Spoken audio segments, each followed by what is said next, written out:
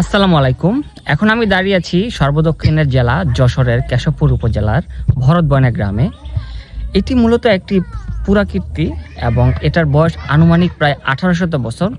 স্থানীয়দের সাথে কথা বলে জানা গেছে প্রায় 1800 বছর পূর্বে রাজা ভরত নামে একজন রাজা ছিল এখানে, এবং তিনি এই সাম্রাজ্য গড়ে তুলেছিলেন। মূলত ভরত রাজা একজন বৌদ্ধ ধর্মাবলম্বীর মানুষ এবং এটা সম্ভবত গুপ্ত যুগে স্থাপন করা হয়েছিল।